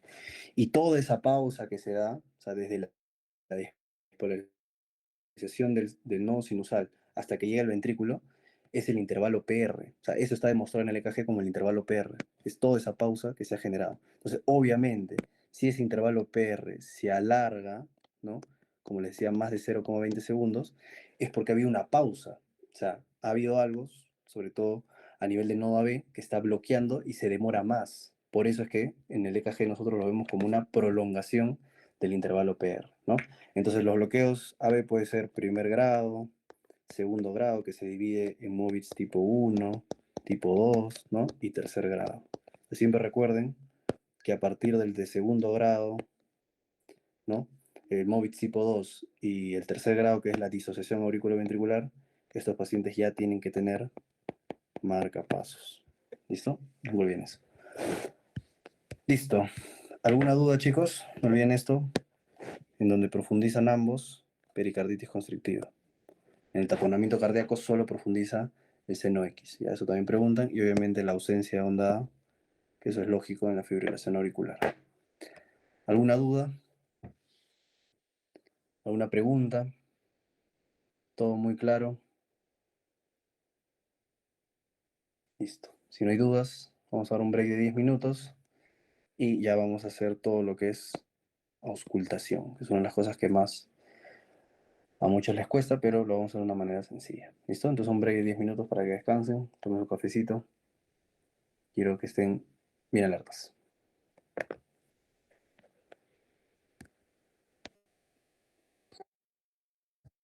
Ya se puede ver la pantalla, ¿verdad? Sí, doctor, se ve. Listo. Ahora vamos a la parte de auscultación. ¿Listo? Auscultación es muy importante. Primero vamos a hablar acá, chiquito, lo que es fisiología. Entonces, lo que deben saber es el ciclo cardíaco. Comenzando por contracción o diástole, es igual, lo pueden ver, ¿no? Parece que contracción es sístole y la relajación es diástole, ¿no? Entonces, cada fase siempre inicia con lo que es o contracción isovolumétrica o relajación isovolumétrica, ¿no? Entonces, en caso, la sístole comienza con lo que es la contracción isovolumétrica. ¿Listo? Y luego de la contracción isovolumétrica, que es cuando como les decía, todas las presiones se mantienen iguales, tanto los ventrículos como las aurículas, para empezar la sístole. Luego viene el periodo de eyección, ¿no? Que es donde sale la sangre. Luego de esto, por eso que la contracción, la sístole, solo tiene 2 fases, ¿ya? En cambio, la diástole tiene 3 fases, que es la relajación isovolumétrica, ¿ya? Luego viene la fase de llenado, que es el llenado rápido, ¿ya? El llenado rápido, que es literal cuando se abren las válvulas, cómo se llenan rápidamente los ventrículos. Y luego viene el llenado lento, ¿no? Que es cuando ya toda esa sangre comienza a caer de a poquito, ¿no? Y al final viene lo que es la contracción auricular, que bueno, también está dentro de la fase de llenado, ¿no? Pero lo pongo como que es el final, porque ya toda la sangre que quedó ahí en la aurícula, ¿no? O sea, lo último que quedó, la aurícula se contrae para botar ese poquito de sangre, ¿listo? Entonces, si nosotros entendemos así las fases en ese orden, ¿ya? Porque se da en ese orden, se va a entender lo de los ruidos. ¿Por qué? Uno, la contracción isovolumétrica que me indica cierre de las válvulas auriculoventriculares. O sea, un cierre de la válvula tricúspide y de la mitral. Son las auriculoventriculares. Entonces, eso está reflejado por el primer ruido, ¿no? Siempre te dicen, ¿qué me indica el primer ruido? Cierre de las válvulas auriculoventriculares. La relajación isovolumétrica, que es cuando comienza la diástole, para que comience la diástole, ¿qué se tienen que cerrar? Cierre de las válvulas sigmoideas, o sea, la aorta y la pulmonar, ¿no? Entonces, es obvio, o sea, ustedes cuando vemos esta parte de la ocultación que vamos a explicar, se tienen que imaginar el corazón, ¿no? Entonces, cuando un corazón se va a contraer, es porque va a expulsar sangre, ¿no? Por los grandes troncos. Y entonces lo que se tienen que cerrar son las aurículo-ventriculares para que esa sangre que se eyecta no vuelva a las aurículas. Por eso la contracción isovolumétrica es el cierre de las válvulas auriculoventriculares, que es el primer ruido. En cambio, la relajación isovolumétrica, que es cuando va a comenzar la diástole, que es cuando se llena el corazón, ¿no? Ahí las aurículas se abren, ¿no? Bueno, las válvulas auriculoventriculares se abren para que caiga esa sangre, y lo que se tiene que cerrar para iniciar la diástole son las sigmoideas, que es la aorta y la pulmonar, para que esa sangre sistémica o del pulmón no retorne a los ventrículos.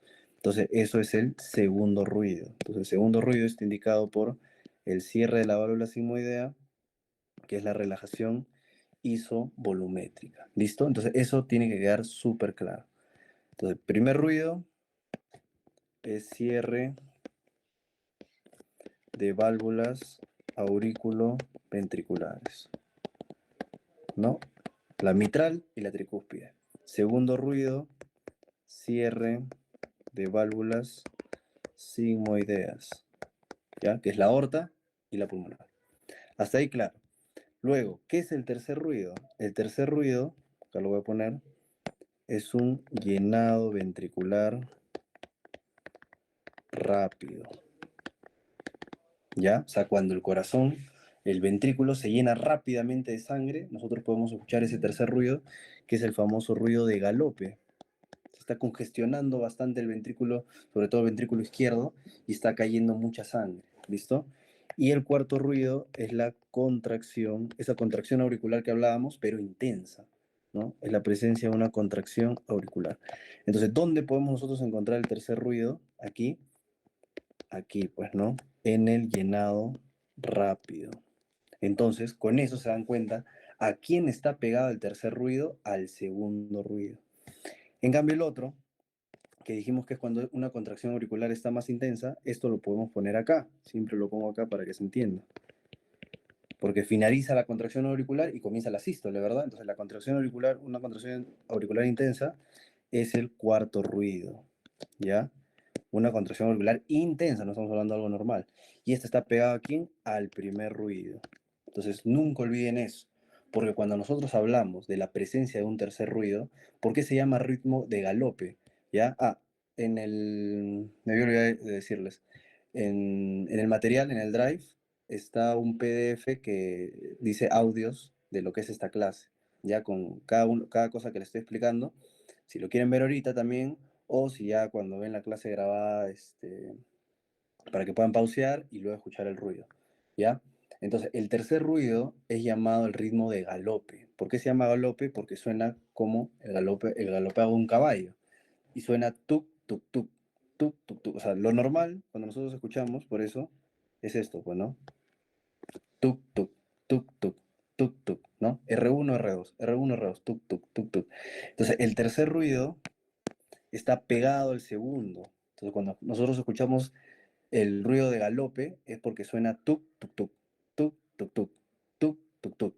Eso es la presencia de un tercer ruido, ¿no? Porque a veces nosotros escuchamos un ruido agregado, pero no sabemos si es el tercero o es el cuarto, ¿no? Entonces, cuando está pegado al segundo ruido, es el tercer ruido de galope, ¿ya? Tuk, tuk, tuk, tuk, tuk, tuk. En cambio, si escuchamos un ruido, pero que está pegado al primero, o sea, tuk, tuk, tuk, tuk, tuk, tuk, tuk, tuk, tuk, eso es un cuarto ruido. Entonces, ¿entienden? No es lo mismo. Una cosa es el galope, que suena tuk, tuk, tuk, tuk, tuk, tuk, tuk, tuk, tuk, tuk, tuk, tuk. Y otra cosa es el cuarto ruido que suena tuk, tuk, tuk, tuk, tuk, tuk, tuk, tuk, tuk. ¿Se entiende? ¿Ya? Entonces, en el caso del tercer ruido, acuérdense que puede ser fisiológico, ¿no? Porque como estoy diciendo, se da por un llenado ventricular rápido. Entonces, ¿en qué personas puede haber llenado ventricular rápido? En las personas que tienen un gasto cardíaco alto, ¿no? En los niños, en los atletas, en las gestantes, normal.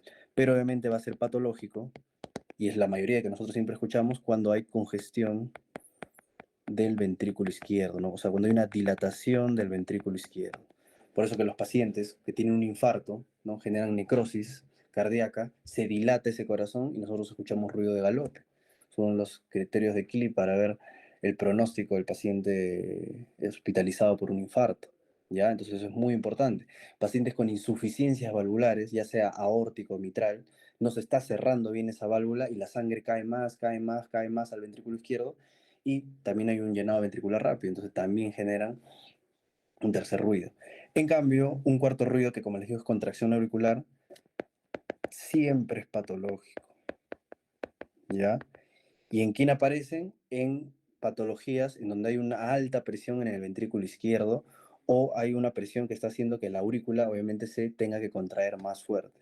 ¿En qué caso? Por ejemplo, en una estenosis mitral. Bueno, si la válvula mitral no se está abriendo bien, esa aurícula se va a contraer más, ¿no? Y así como hablamos de la disnea, ¿no? Este es otro claro ejemplo clínico muy peculiar, que hablamos de la disnea, el paciente con ortopnea, que mágicamente mejora su disnea, no es porque está mejor. Dijimos que es porque ha comenzado a claudicarse el ventrículo derecho y la congestión se está yendo para ese lado. Igual, cuando ustedes auscultan a un paciente con cuarto ruido, ¿no? Y de la nada ya desaparece el cuarto ruido, no es porque ha mejorado, sino ¿qué significa eso? Que el paciente ahora posiblemente tenga o vaya a desarrollar una fibrilación auricular, ¿ya? Porque que desaparezca el cuarto ruido en un paciente con una patología, acuérdense que el remodelado no regresiona, ¿no? Entonces, ese cuarto ruido siempre se va a escuchar, pero si desaparece es porque esa aurícula se ha remodelado, entonces ya no se está contrayendo. Y eso me indica que posiblemente el paciente vaya a tener fibrilación auricular, ¿ya? Esas son cosas importantes. Entonces, con eso ya se entiende el primer ruido, segundo ruido, tercer ruido y cuarto ruido. ¿Listo? Los focos, siempre acuérdense, el foco aórtico está tanto foco aórtico como foco pulmonar, ambos están en segundo espacio intercostal, ¿no? Ahí lo ven en la imagen. Solo que a veces se confunden porque uno dice, ah, la aorta sale del ventrículo izquierdo, entonces para esternal izquierdo, no. La aorta es para esternal derecho porque es como que salga así la aorta, ¿ya? Entonces, segundo espacio intercostal para esternal derecho. Y el pulmonar, como sale así, es segundo espacio intercostal para esternal izquierdo.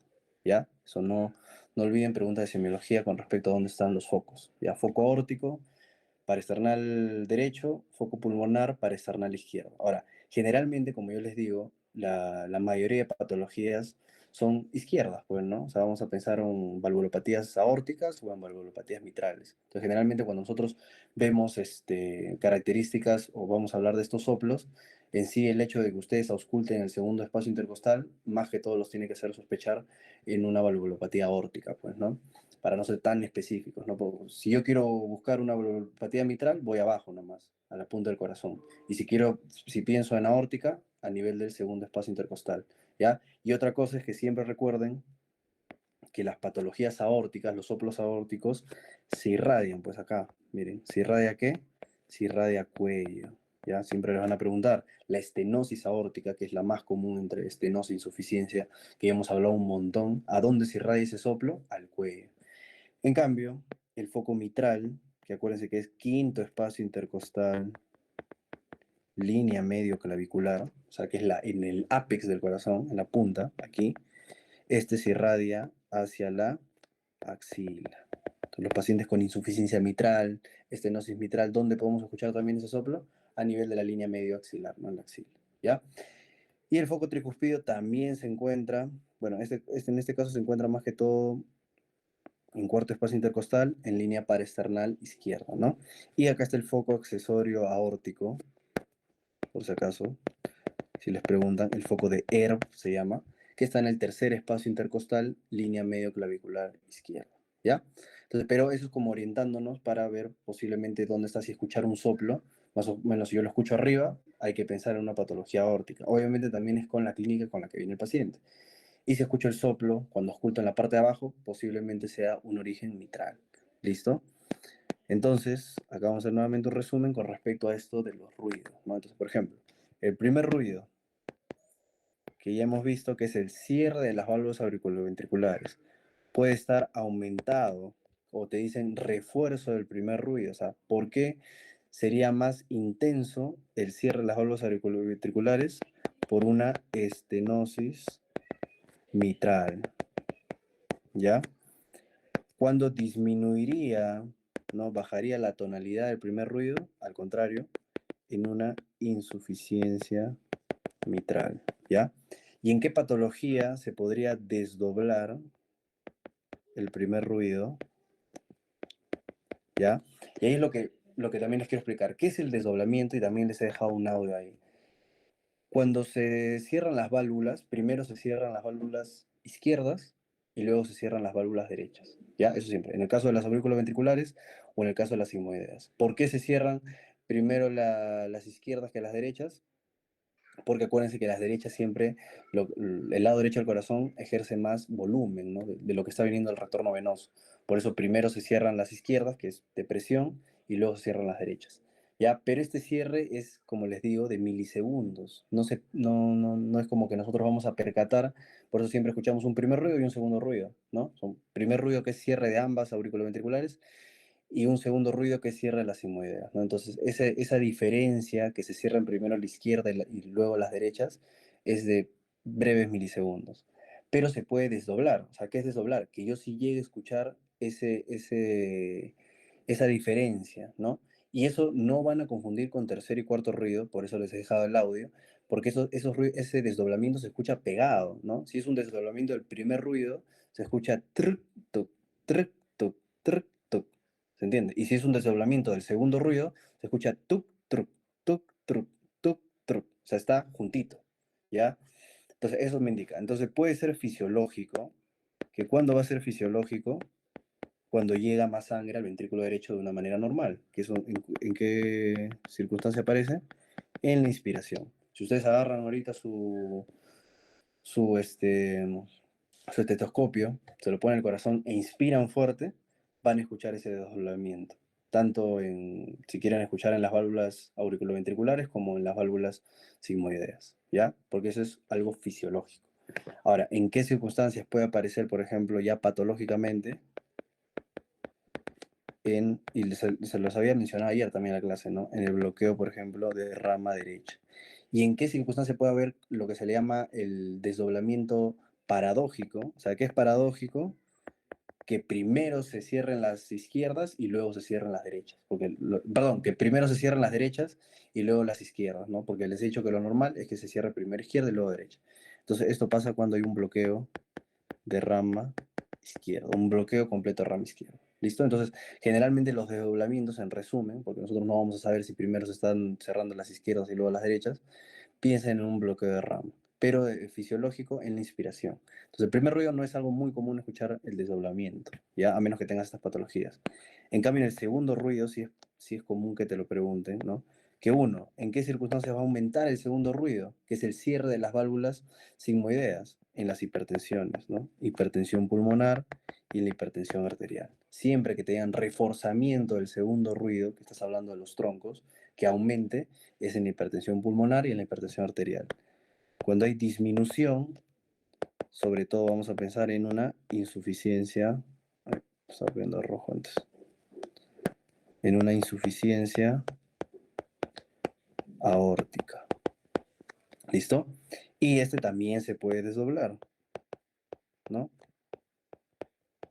Con el mismo principio que hablábamos antes, ¿no? Entonces puede ser fisiológico cuando inspiramos, en la inspiración, ¿ya? Puede ser permanente, que ahí es dos preguntas. ¿Es permanente pero no fijo? ¿O es permanente y fijo, ¿no? O continuo, o sea, siempre se escucha. Si es permanente y no fijo, vamos a pensar en bloqueo de rama derecha igual, ¿no? Y si es permanente y fijo, constante, ¿no? Ese desdoblamiento, comunicación interauricular. Ya, ya lo han preguntado en los últimos exámenes de residentado, en el examen de NAM, ¿no? ¿Y por qué? O sea, ya entendieron por qué es el desdoblamiento. Entonces, obviamente, en un paciente que tiene una comunicación interauricular, ¿qué pasa? Hemos dicho que ese shunt es de izquierda a derecha. Entonces, siempre el corazón derecho va a estar con más volumen que la izquierda. O sea, siempre constantemente, como la comunicación es acá, va a comenzar a caer siempre más sangre en el lado derecho. Por lo tanto, las válvulas auriculoventriculares y las válvulas sigmoideas, sobre todo acá, siempre se van a cerrar después. Por eso el desdoblamiento es fijo. ¿Ya? Entonces, desdoblamiento fijo, continuo, te preguntan permanente, fijo, continuo, comunicación interauricular. ¿Listo? Y si es paradójico, igual que el otro, pensamos en bloqueo de rama izquierda. ¿Listo? Entonces los desdoblamientos nos hacen sospechar en bloqueos y en caso que te digan segundo ruido desdoblado continuo, fijo, comunicación interauricular. ¿Ya? Otras cosas que también te pueden agregar son los chasquidos de apertura. Los chasquidos son de apertura, ¿por qué? ¿En qué patología lo vamos a ver? En estenosis mitral. Siempre que les pongan chasquido, piensen en estenosis mitral. Y si te dicen clics, ¿ya? Los clics sistólicos, ¿en qué patología son estos? En la estenosis, pero aórtica, ¿ya? Chasquido de apertura, que no se abre bien, estenosis mitral. Clics sistólicos, estenosis aórtica, ¿ya? Que ahorita lo vamos a ver también explicando los soplos, ¿ya? Y nunca olviden, reforzamiento del segundo ruido, característicamente hipertensión pulmonar e hipertensión arterial. ¿Listo? Si hay una duda, déjenlo en el chat y les comento, ¿ya? Pero ahí está el resumen de lo que son los ruidos cardíacos, ¿ya? No olviden entonces, tercer ruido, llenado ventricular rápido. Cuarto ruido, contracción auricular. ¿Listo? Entonces con eso podemos ver los casos, dice. Dianora, de 54 años, concurre a los consultorios externos de clínica médica para realizar un examen periódico de salud. Se desempeña como abogada, vive cónyuge y sus dos hijos de 6 y 8 años. Refiere que más de una oportunidad le han dicho que tenía la presión un poco alta, a pesar de llevar una dieta variada e ir al gimnasio 2 veces por semana. Su padre y su madre tienen hipertensión. En el examen físico se encuentra en buen estado general. Se encuentra una presión de 150/95, si es una presión elevada. Y en la ocultación, un aumento de intensidad del segundo ruido con la acentuación del componente aórtico. Entonces, un aumento del segundo ruido que nos hace sospechar en hipertensión arterial, ¿no? Lo que vimos acá. Entonces, sí, posiblemente la paciente sí tenga hipertensión arterial, se tiene que hacer exámenes, ¿no? Porque acuérdense que la presión arterial no se diagnostica con una toma. Y lo mejor actualmente siempre es el mapeo, pues, ¿no? El mapeo te va a decir en qué momento está aumentada tu presión en el día. ¿Listo? Entonces, pero ahí hemos visto la acentuación del segundo ruido. Si es foco aórtico, hipertensión arterial. Si fuera foco pulmonar, hipertensión pulmonar. ¿Ya? Cintia, de 23 años, que cursa en su séptimo mes de embarazo, consulta por presentar una disnea de esfuerzo, que se acentuó de manera significativa el último mes.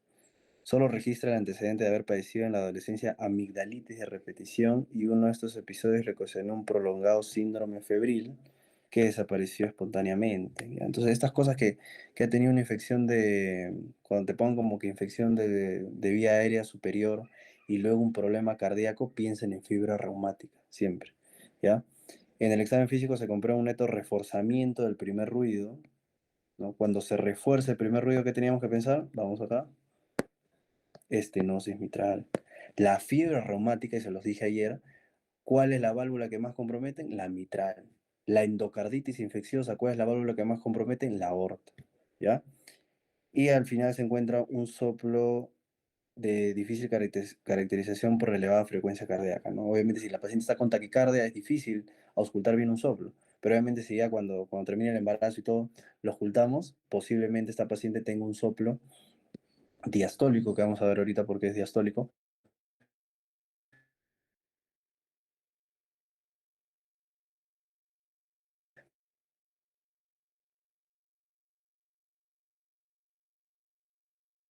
tienen que pensar en debido a fibra reumática. Características, las complicaciones. Acá vimos,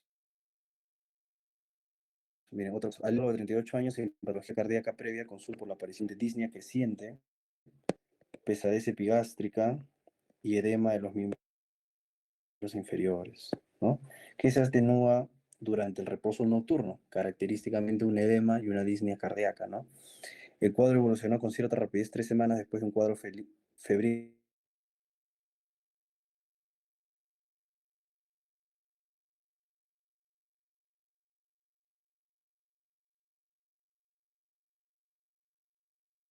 precedentes y luego un examen físico. Siempre ha sido sano y no recuerda enfermedades ni problemas físicos, ha practicado todo tipo de deportes y ha sido examinado para otros certificados hace 2 años. Y en la ocultación se encuentra un clic protosistólico, ¿no?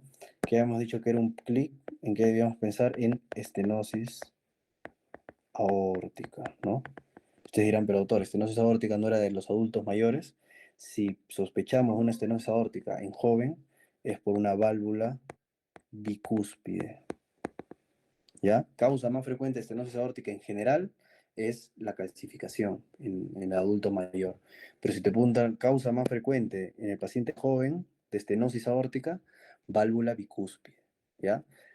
Entonces, porque bueno, la válvula bicúspide es la cardiopatía congénita más frecuente en sí. Ojo, no es el CIB, solo que muchos de nosotros podemos tener válvula bicúspide, pero no desarrollamos síntomas y por eso es subdiagnosticado, o sea, no está como que estadísticamente, ¿me entienden? Pero si les preguntaran en un examen, les ponen válvula bicúspide, si les preguntan cardiopatía congénita más frecuente, esa es la más frecuente. ¿No? Post-mortem, bastantes pacientes se han visto que tienen válvula bicúspide, pero han muerto por otra causa, o sea, nunca se llegó a desarrollar alguna enfermedad por eso. ¿Listo? Es un dato también muy importante. Dice, Luisina, de 72 años, es examinada por el médico clínico por la sala ortopedia por presentar un cuadro de disnea aguda. Se halla en el cuarto día posoperatorio de cirugía de cadera, ¿no? A ver, ahí quién me dice, ¿no? Esto ya, miren, ya vemos bastantes casos. Paciente con disnea súbita, posoperada, sin todavía leer el otro más del caso, ¿qué pensarían? A ver, disnea súbita en posoperada. Dice por una cirugía de cadera, por fractura. Siempre una disnea abrupta en un posoperado, hay que pensar en tromboembolismo pulmonar. Siempre, tromboembolismo pulmonar. No tiene antecedente de hipertensión, medicada con 10 miligramos de enalapril y ahora no presenta disnea ni cianosis. Se observa ingurgitación yugular hasta el gonio y se oculta un aumento del segundo ruido en foco pulmonar. Entonces, un aumento del segundo ruido de foco, ¿qué sería? Hipertensión pulmonar, porque acá te dicen foco pulmonar, pues, ¿no? Y esto obviamente está asociado a este cuadro que ha tenido, que es un tromboembolismo pulmonar, ¿listo? Y mira, también te dice que tiene un ritmo de 3 tiempos con cadencia de galope en la soma paraesternal izquierda baja. O sea, este paciente está teniendo un tercer ruido, pero en este caso es por llenado del ventrículo derecho. ¿Ya? O sea, acá hay una congestión del lado derecho. Entonces, refuerzo del segundo ruido en foco aórtico, hipertensión arterial. Refuerzo del segundo ruido en foco pulmonar, hipertensión pulmonar. ¿Listo? Creo que queda claro. Si tienen alguna duda, déjenlo, pero Creo que es lo más claro que se puede hablar de los ruidos y los ruidos agregados. ¿Listo? Un resumen, y es algo que siempre le van a preguntar. Chasquido de apertura, estenosis mitral, clics sistólicos, estenosis aórtica. ¿Listo? Y ahora nos vamos a la parte más importante, ¿no? Porque acá siempre a mí hasta me da cólera cuando lo enseñan de memoria. Y es simple fisiología y que ustedes tengan en su mente el corazón. ¿Ya? ¿Por qué? Vamos a hablar aquí, ¿no? Tenemos las válvulas sigmoideas. Las válvulas sigmoideas que tenemos la aorta y la pulmonar, ¿no? Entonces, las válvulas sigmoideas, ¿cuándo se deben cerrar? Las válvulas sigmoideas se deben cerrar en sístole o en diástole. Se deben cerrar en diástole, ¿verdad? Porque en la diástole se llenan los... O sea, ustedes así se tienen que hacer la imagen. En la diástole se llenan los ventrículos, por lo tanto las válvulas sigmoideas se tienen que cerrar para que no retorne la sangre. Entonces se cierran en diástole. Y se abren en la sístole, porque obviamente cuando el corazón se contrae, esas válvulas se tienen que abrir para que se eyecte la sangre, ¿no? Entonces eso queda claro. Y cuando hablamos de las válvulas auriculoventriculares, o sea, la mitral y la tricúspide, ¿ya? Válvulas auriculoventriculares, ¿no? Estas se tienen que cerrar, ¿en qué? En sístole, ¿no? Porque cuando hay sístole, se eyecta la sangre, pero las auriculoventriculares se tienen que cerrar para que no vuelva a las aurículas. Entonces estas se cierran en sístole y se abren en diástole. ¿Listo? Entonces, entendiendo eso, se entiende mucho más fácil los soplos. ¿Por qué? Cuando nosotros hablamos de una insuficiencia, o sea, una insuficiencia valvular, estamos hablando acá de valvulopatías, si pensamos en una insuficiencia es que no se cierra bien. ¿Listo? En cambio, si pensamos en una estenosis, ¿qué nos quiere decir? Que no se abre bien. ¿Listo? Entonces, una patología en algo que no se cierra bien se dice insuficiencia. Y que no se cierra bien, insuficiencia. Y que no se abre bien, estenosis. ¿Listo? Entonces, lo mismo ya simplemente lo pasamos a los soplos. Y ya solamente es ver el foco, ¿no? Si te dicen foco mitral, foco tricuspidio, o si ya te lo quieren poner un poco más difícil, foco en quinto espacio intercostal, línea medioclavicular, que es el foco mitral, ¿no? Los focos paraesternales, ¿no? ¿Por qué? Ponemos un ejemplo, ¿no? O sea, y ahí es donde ustedes se tienen que mentalizar el corazón, ¿no? Para no hacer memoria. Si te dicen, ¿no? Un ejemplo. Paciente, bla, bla, bla, bla, bla, bla, bla, bla, porque la mayoría van a generar congestión pulmonar al final también, van a venir con disnea, pero te dice soplo sistólico en foco aórtico. Entonces, ¿cómo yo lo veo eso? No, no de memoria, sino me hago la pregunta, la primera pregunta. Ya, es en foco aórtico, o sea, sigmoidea. Y un soplo, ¿no? Un soplo, sístole o diástole, me está indicando turbulencia, o sea, algo patológico, o que no se cierra bien, o que no se está abriendo bien. Entonces, si me dice foco aórtico, yo digo, ¿qué ocurre en la sístole? ¿Qué ocurre en la sístole en el foco aórtico, ¿no? En los focos de las válvulas sigmoideas. Ah, ya, vas acá, si lo quieres apuntar, en las válvulas sigmoideas, en la sístole, ¿no? ¿Qué pasa? Se tienen que abrir. ¿Y cómo se llama cuando no se abre bien una válvula? Estenosis. Entonces este paciente tiene estenosis aórtica. ¿Se entiende? ¿No? Segundo ejemplo, te dicen soplo diastólico en foco mitral. Ah, ya. Entonces, mitral, válvulas auriculoventriculares. ¿Qué pasa en la diástole en las válvulas auriculoventriculares? Ah, ya. En la diástole las auriculoventriculares se tienen que abrir. Y si hay un soplo en la diástole, o sea, que significa que no se abre bien, entonces esto es una estenosis mitral. ¿Se entiende? Y un tercer ejemplo, ¿no? Si te dicen soplo sistólico en foco tricuspidio, ¿no? Que bueno, ya es infrecuente que sean válvulas derechas, pero solo para poner el ejemplo. Me hago la pregunta, la válvula tricúspide es una válvula auriculoventricular. ¿Qué pasa con las aurículas ventriculares en la sístole? Ahí, doctor, se tienen que cerrar. Entonces, si hay un soplo en la sístole ahí, no se cierra bien. Entonces, esto es una insuficiencia tricúspide. ¿Listo? Entonces, ¿ha quedado alguna duda? ¿No se ha entendido? Porque eso, como digo, entonces no es memoria. Es simplemente ver dónde es el soplo, si es en una válvula auriculoventricular o es una válvula sigmoidea, y simplemente relacionarlo. Nada más. No hay nada que. Bueno, yo ni me sé las mnemotecnias que dicen soplo en tal, sistólico, soplo no. O sea, es literal pensarlo. Y eso les ayuda para que, obviamente, de acá a varios años, si no han repasado el tema, ya saben la parte fisiológica y pueden resolver las preguntas, ¿no? Y créanme que son de las preguntas que más se equivocan en la sección de cardiovascular, ¿no? Porque eso más que todo entra en parte de cirugía cardiovascular, ¿ya? Entonces, eso no se pueden equivocar. Entonces, miren estos casos, ¿no? Dice, Celio, de 68 años, concurre al consultorio para realizarse un chequeo de salud. Vive con su cónyuge y da clases particulares de matemáticas a pesar de estar jubilado. Tiene hipertensión arterial, la cual está bien controlada y lleva una dieta con bajo contenido de sal. En el examen físico se ausculta en el área aórtica un soplo mesosistólico, o sea, un soplo a la mitad de la sístole, ¿no? De tipo romboidal, que se propaga al cuello, porque hemos dicho que los soplos aórticos se irradian al cuello. Pero ahí ves, ¿no? Soplo sistólico en foco aórtico. Ah, ya, piensas. En la sístole. ¿Qué pasa en la sístole en la aorta? Se tiene que abrir, pues, ¿no? Porque tiene que salir. Entonces, si hay un soplo en la sístole y no se puede abrir bien, ¿cuál sería el diagnóstico? ¿Qué valvulopatía tendría? A ver en el chat. Si no se abre bien, ¿sería una estenosis o una insuficiencia aórtica? Muy bien. Este paciente tendría una estenosis aórtica. Entonces ya miren cuántas cosas han visto en estenosis aórtica, ¿no? La clínica, disnea, angina, síncope, ¿no? Que vienen con síncope, clic sistólico, que es lo que les he dicho que también es otro dato, y el soplo sistólico característico que se irradia cuello, ¿no? En adultos mayores lo más frecuente.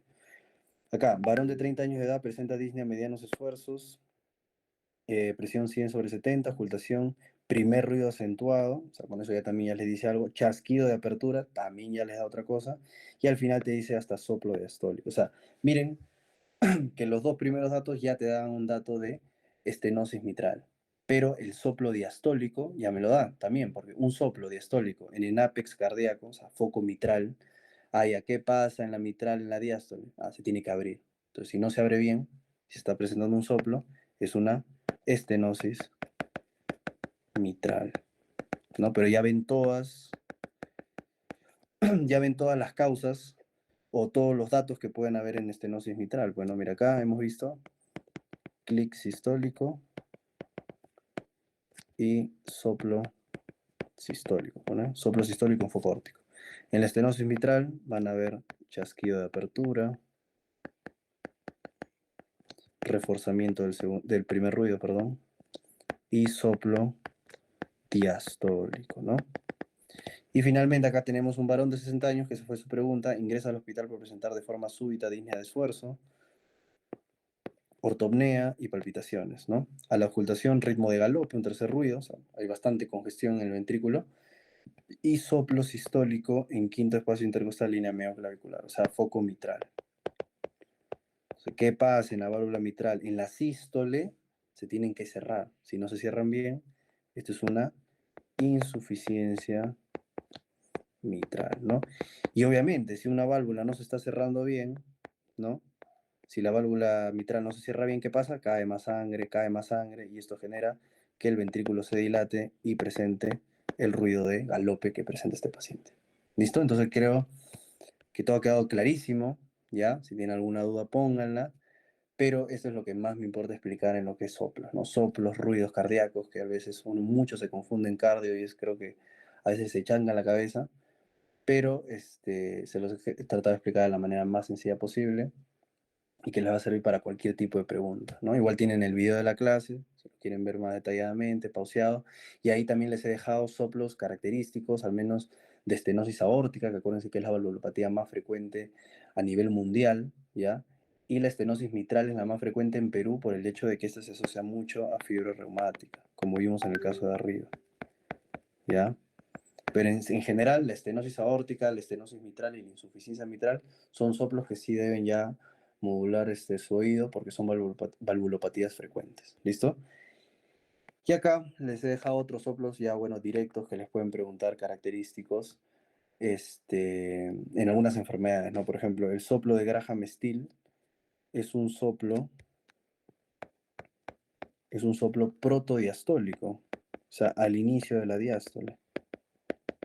¿Ya? Pero ¿dónde encontramos el soplo de Graham-Still? En los pacientes con insuficiencia pulmonar por hipertensión pulmonar. ¿Ya? Entonces, soplo de Graham-Still, insuficiencia pulmonar debido a una hipertensión pulmonar. Luego el soplo de Austin-Flynn es un soplo mesodiastólico, o sea, a la mitad de la diástole. ¿Listo? Y eso me indica una estenosis mitral funcional. O sea, ¿por qué? O sea, se genera una estenosis mitral en el paciente debido a una insuficiencia aórtica. Ya, eso es el soplo de Austin-Flynn. ¿Listo? Eso es un paciente que ha tenido, en este caso, un soplo diastólico, ¿no? En foco aórtico, ¿no? Por una insuficiencia aórtica, porque eso genera un soplo diastólico. Y luego escuchamos un soplo mesodiastólico, pero en este caso en foco mitral, ¿no?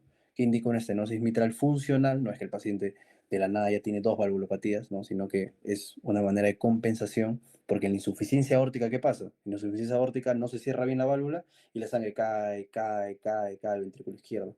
Entonces, una manera del corazón para decir, pucha, hay que ver la manera de que no caiga tanta sangre en el ventrículo izquierdo, voy a producirme una estenosis mitral para que no caiga sangre, o sea, de la aurícula, como para que lo entiendan, ¿ya?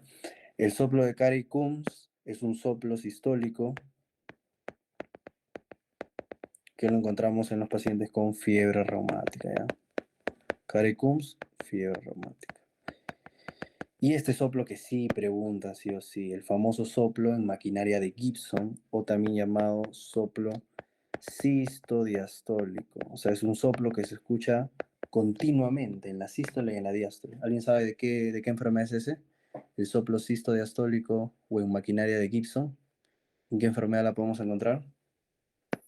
¿Qué enfermedad va a estar ahí constantemente pasando flujo? El PSA, ¿no? En la persistencia del conducto arterioso. ¿Listo? Y el soplo de Still, acuérdense, es un soplo sistólico también, pero es un soplo funcional, es un soplo benigno porque me indica que hay un aumento de velocidad de eyección del ventrículo izquierdo. O sea, hay un aumento del gasto cardíaco, nada más.